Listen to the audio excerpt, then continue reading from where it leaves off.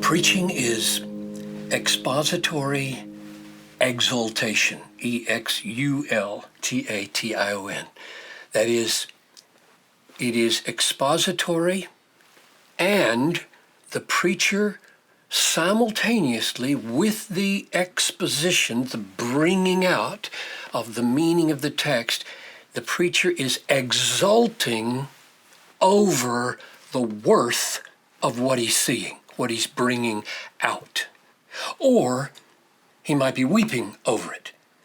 Exultation, I mean to capture an appropriate emotional embodiment of the value of the text, which might be hell or might be heaven.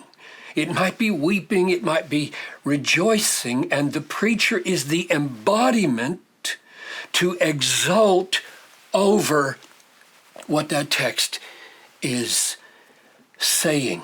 And there are several reasons for why preaching must be this way.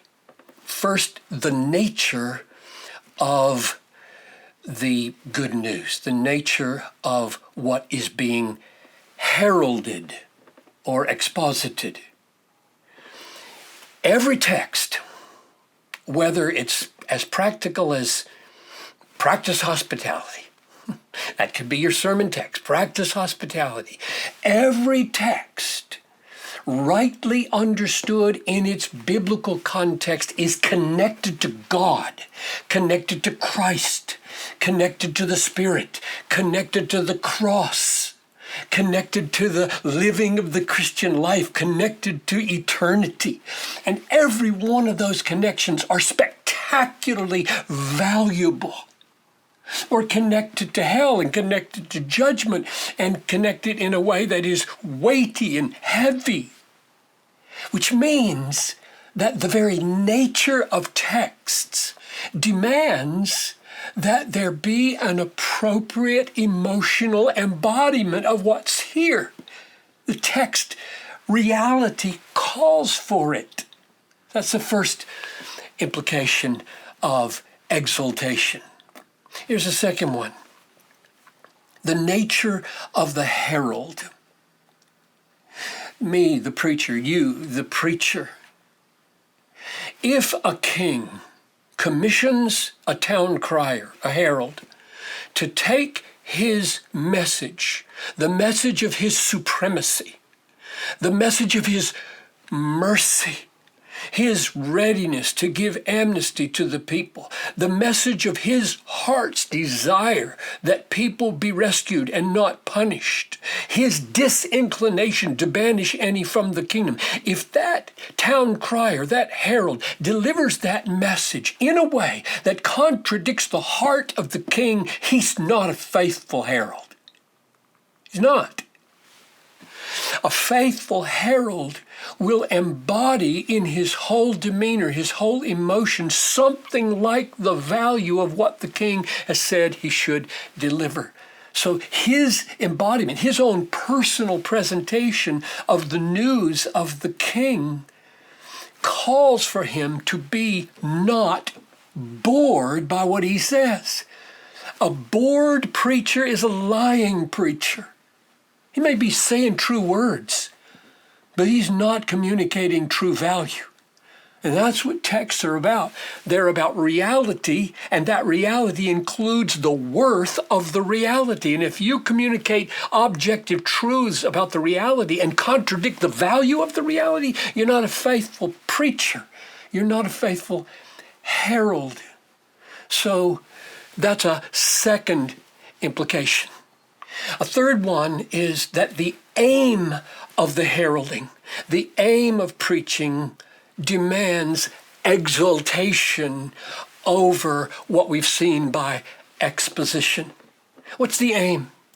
The aim is that our people would see with the eyes of their heart the value and truth of what's being opened from the text, that they would savor it, see it, savor it, and be transformed by that seeing, as Paul describes in 2 Corinthians 3:18, be transformed by that seeing and savoring into a new kind of person that represents God in the world, right? That's our goal in preaching. We want a new kind of people whose lives are so different from the world and the way it's governed by its principles that people would recognize this is of God here. If that's what we're after, the seeing of glory, the savoring of glory, the living out of glory, we cannot preach in a way that doesn't manifest the fact that we have spiritually seen it. We are spiritually savoring it. We are experiencing the transformation. Otherwise, we're living a contradiction. So the very aim of preaching in bringing about the miracle of seeing and savoring and showing the glory of God in the world demands exultation over the exposition. So, a couple of concluding thoughts. We must not preach mere expository messages.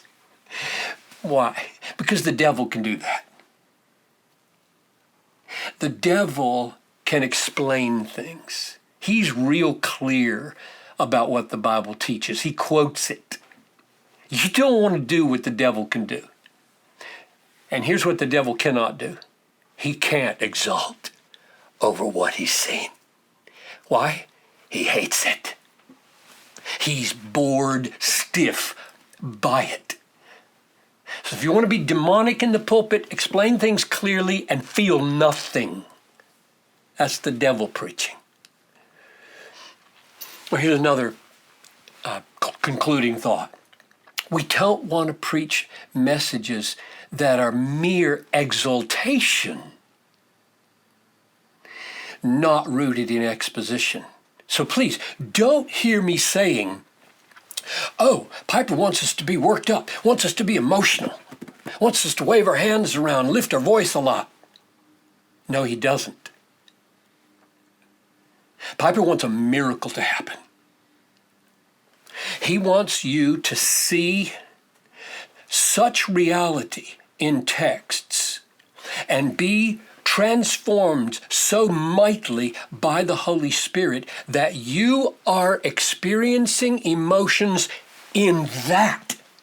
You're not working up emotions by having enough caffeine before you preach.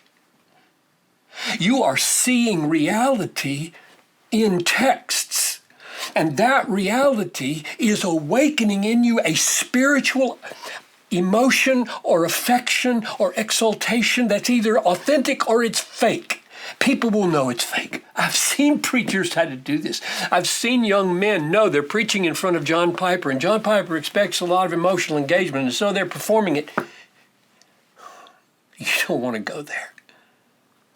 You do not want to go there. You be you. You be your personality. You express things your way. Not my way, your way. But it better be real. You better have seen reality with the eyes of your heart and experience a spiritual awakening over those realities, embody that exaltation, and deliver it in a way the devil never could do. All of which leads us now to realize, whoa, this is supernatural. You're saying that the exposition is the bringing out of reality that you can't even see without the work of the Holy Spirit. That's right. And you're saying that there's a deep heart response to it that cannot happen apart from the Holy Spirit. That's right. That's what I'm saying. And you're saying that what you want to happen in the pew is the same seeing and the same savoring and the same showing through transformation. That's supernatural. That's exactly what I'm saying. Which means, for all these years, I have never believed that preaching is what happens after 30 minutes of worship. Preaching is worship. It's the miracle of worship over the Word. And that's what we'll talk about next time.